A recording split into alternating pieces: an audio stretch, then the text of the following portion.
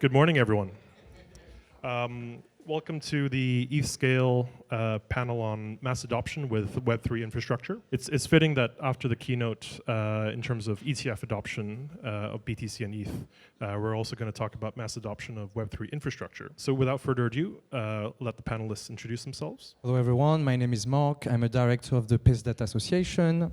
PITH Network is a blockchain oracle mostly used for price feeds in DeFi. Hi everyone, Gaëtan from Blockdaemon, head of protocols. Blockdaemon is one of the largest node operator in the space, validators. We also have a data API business and more recently an MPC self-custodial solutions for enterprises. And that's kind of the uniqueness of our positioning is we're targeting primarily B2B sort of products for institutions. So the JP Morgans, the Goldman Sachs, the Citibank of the world, and large projects like that. Hey guys, I'm Kathan. I'm the founder of Absinthe Labs. Absinthe Labs builds points programs and incentive programs for networks, DEXs, bridges, and so forth. For us, the idea is to have a robust network-like system for incentive coordination, especially when it comes to pre-token or token launch projects. And I'm Chris from Infinity Exchange. Infinity is building the term structure for crypto asset, and the idea is that you're bringing the yield curve and risk-free rate environment to the financial system of crypto. So let's start off with mass adoption in crypto. In terms of your verticals or your sector, what is the infrastructure focused on in terms of achieving mass adoption? So PITH overall, we interface a lot with DeFi, and I think mass adoption, and we've seen it recently with the whole GME again story. For me, mass adoption is maybe, and it maybe won't take a cycle, but it's what if or when TradFi will trade on chain. Whether it's permission, whether it's public chain, I don't know, I don't care so much, but it's this, having existing market, the biggest market in the world, and we saw like 400 trillion or billion of assets, this getting to be traded on chain. And having this Robinhood-like experience. So very much here, it's all about improving all aspects of the stacks, chains themselves, they have to go faster, pretty much be almost cheap or gasless. Your oracle, your pricing information has to be fast, and you need deep liquidity. So it's very much these three things I think we have to settle and resolve so that we can actually have the worldwide trading on chain. Yeah, so I think at a very high level, I would say the way we think about it is, as I mentioned, our positioning at Blockdaemon is very much, we try to onboard institutions to use blockchain, do more and more activity on chain. And so our thesis is really traditional finance is the front end, and we'll onboard a lot of customers and we'll bring liquidity and users and transactions into on-chain activities. And so blockchain all of a sudden becomes sort of the back end, if you will, of traditional finance, or finance as a whole, and activities that human beings can have in a peer-to-peer system. So yeah, our contribution is trying to make that sort of link between the front end, traditional finance, and the back end, on-chain activities, as simple, as easy, as reliable, and then as compliant and secure as possible. That's really our contribution. That's what we do, and again, we do that through sort of a verticalized set of products from the wallet or the self-custodial solutions institutions can have, and then ultimately developers and projects to getting access to staking and earning rewards and essentially what you would call a savings account in a traditional sense of the terms. And then lastly, the nodes that we run from a data perspective is just making sure the compliance, the reporting obligations that these types of institutions have can also rely on infrastructure that's reliable, secure, and scalable. That's really is kind of like the very high level, the jobs we're trying to achieve. When it comes to mass adoption, usually points and incentives get talked about a lot. More like it's the tool to see liquidity to actually allow projects to grow using narrative as a fuel to bring early adoption to the platform. And Absinthe sits in this vertical where we want to productize as much of this framework as possible. Renzo, EtherFi are some common examples, but now pretty much every LST or LRT platform would like to set up some sort of program to either value early adopters or to provide some sort of a semblance of prioritization when it comes to capital that is brought into these financial products.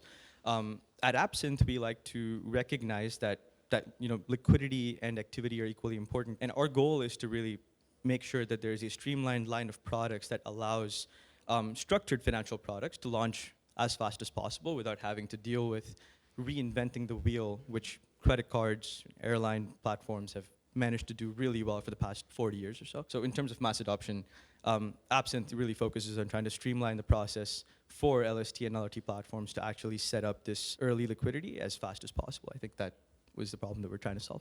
So I'm just going to extend off this point of front ends. So when it comes to infrastructure, even in the traditional Web2 space, infrastructure providers don't typically interact with their end user. An example being Infinity Exchange.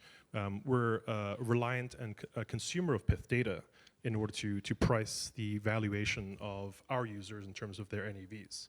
So in terms of our users interacting with PIF, it's really through us. So as infrastructure providers in the Web3 space, what are the touch points you see in your vertical that you look for in terms of product direction, infrastructure development from the end user's perspective through the dApps, through the different providers that you interact with? So yeah, indeed, overall PIF, like our end users are developers, and by extent, your traders after. So, and I mean, the only day let's say retail could participate or interact with the PIF network would be through our governance, through the PIF DAO. Unless you're building DeFi or even TradFi trading bots, you pretty much don't need PIF. Or maybe check the prices. So what we care about mostly is, dev experience, integrating with the PIF Oracle, and arguably it's also the mass adoption of developers for crypto, blockchain tech, is ideally interacting with the PIF network, even off-chain or on-chain, should be as easy as like getting hooked up on Binance API or regular Web2 API. In regards to more long-term, like overall, like PIF is a fully permissionless Oracle to use. So end of day, if the developers aren't happy with the product as well as the UX, they'll leave to the competition. So it's very fast feedback loop we want to have. But after, and it's kind of a known meme, like users or consumers think they want something, you deliver it, and actually they didn't want it. So you have to kind of gauge what you can ship, fast, and the whole idea is to iterate as soon as possible. And then if users are happy with the product and the experience, you pretty much just have to keep at it overall.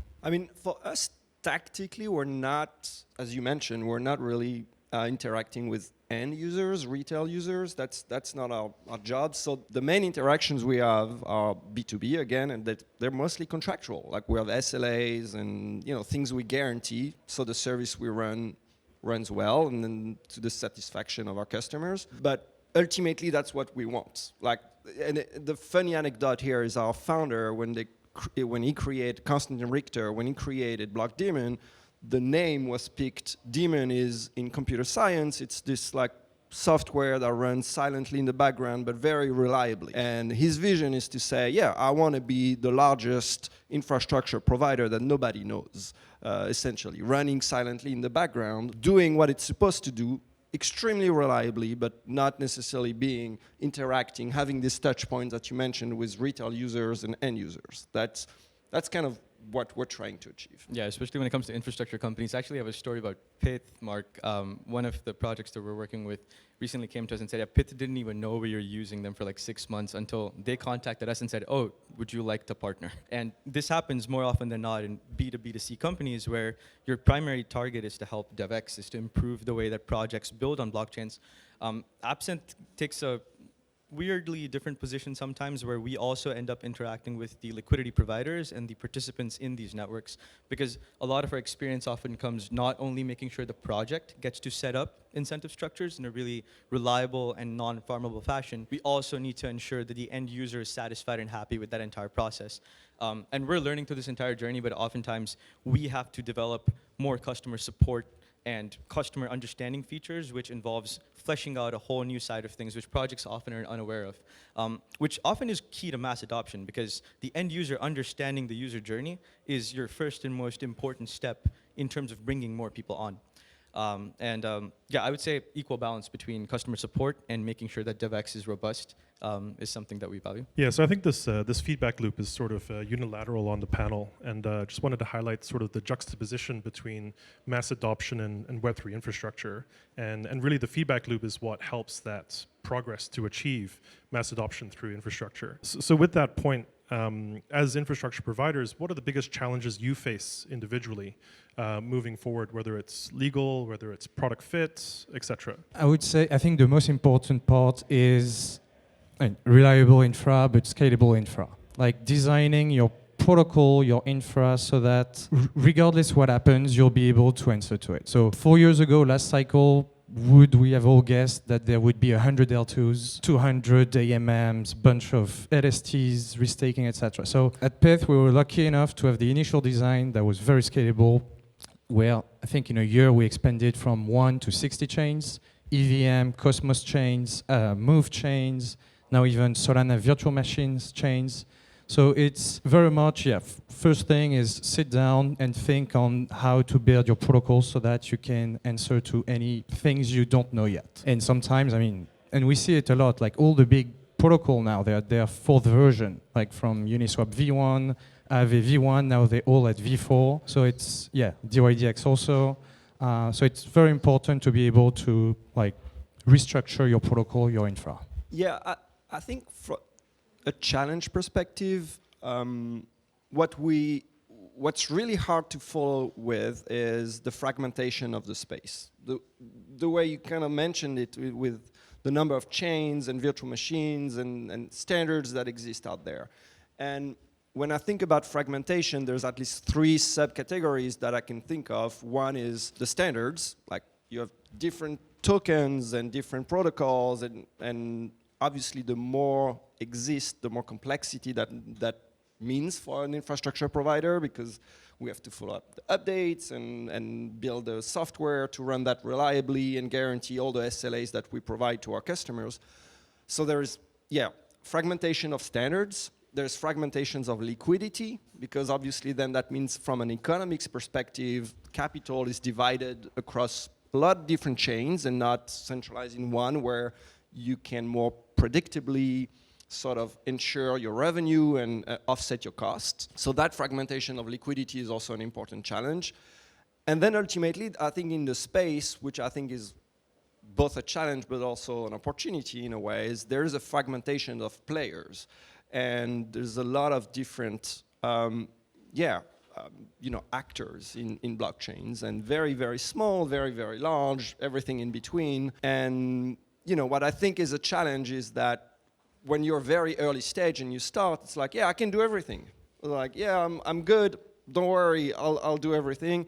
Like, there's a bit of a lack of track record, which for the purpose of our panel, like mass adoption, I think is a challenge overall for the industry, because if there is no track record, that will not bring along the large institutions or the large sort of outsiders of blockchains to use on-chain activities or use blockchain technology. And that to me is a problem that we're all solving here by just being here and by continuously building and proving that what we build works in very different environments, at very different scales, and that it can sustain. And that just building that track record, to me, is the opportunity that I was mentioning in terms of, that potential challenge. Yeah, I would agree. I would agree that point as well. And I mean, double-clicking on fragmentation, not only is liquidity fragmented, but even the user bases are fragmented across different ecosystems.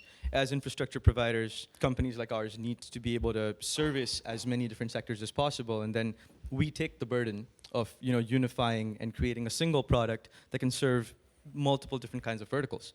And when it comes to incentive programs, it's no different for us as well, because there's no one-size-fits-all solution to help me grow my project, right? That doesn't make a lot of sense. And oftentimes when it comes to brass tacks, numbers, equations, making sure that inflows and outflows are actually sustainable, this is something that needs to be looked into and actually segmented across different customer verticals. That has been a big challenge, and pretty much why we're in this space is because we think that's a worthy enough problem for us to dedicate the company's efforts to.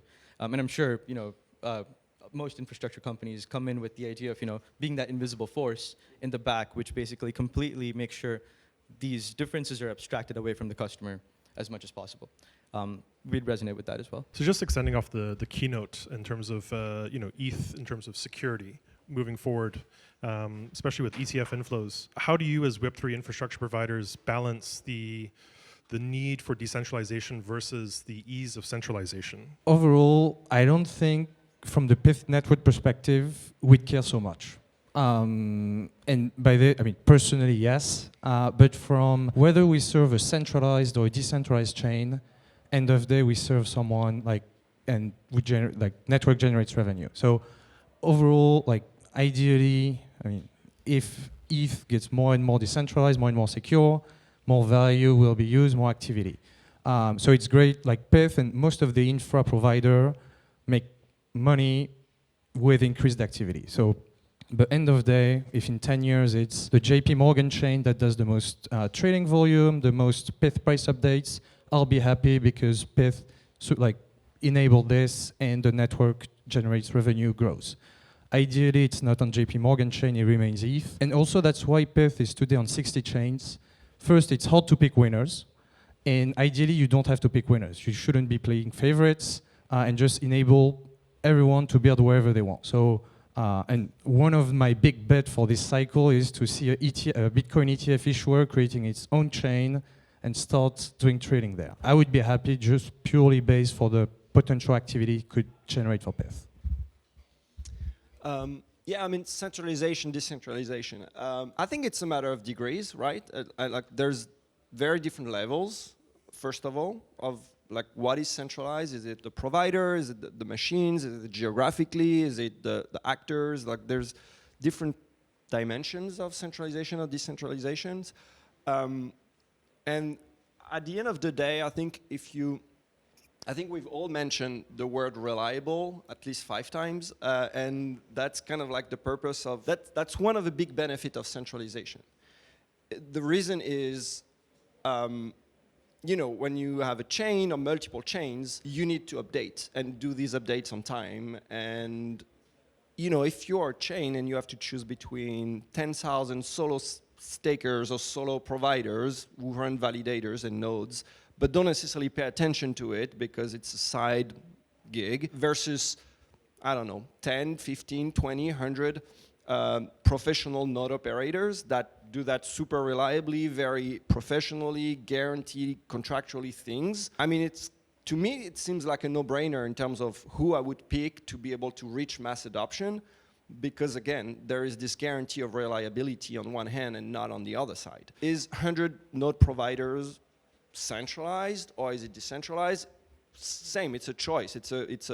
There's a degree of centralization and decentralization. So yeah, that's mainly how I would think about it, is in terms of degrees and what are the trade-offs here for what you want to achieve. There's definitely degrees. And we work in a weird space, at least absent with points programs. A vast majority of them are centralized. Point systems are almost opaque to most users out there, and control is held with founders and the founding teams, with the sole objective of being able to have control over the narrative and continue driving that forward without having the commitment of pre-assigning tokens out to users and so on and so forth.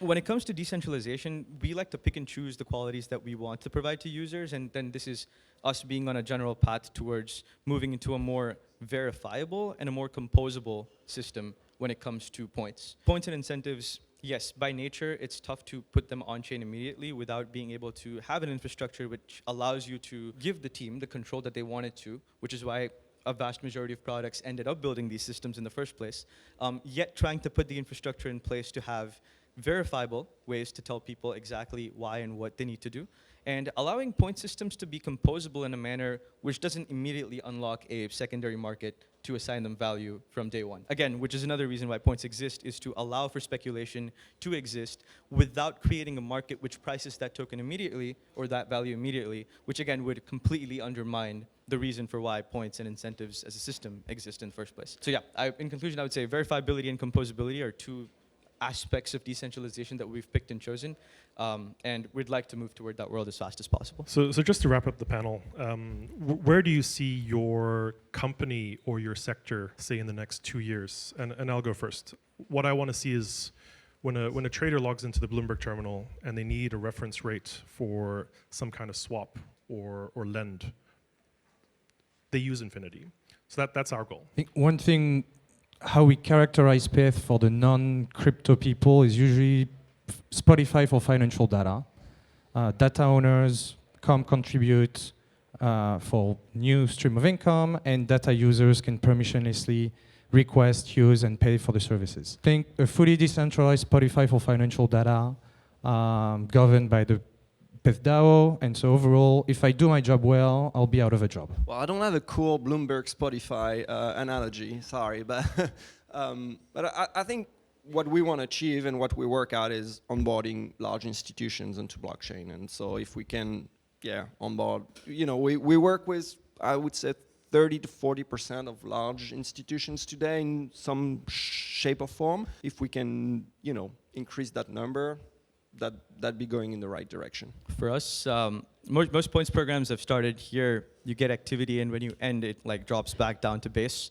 And for us, 2 years, ideally earlier this year, we want to start here and then let that project continue to grow higher and higher. And the idea for us is to build an affiliate network that actually makes it possible. Hopefully you see us do that very soon, and we become foundational infrastructure for every Web3 project out there.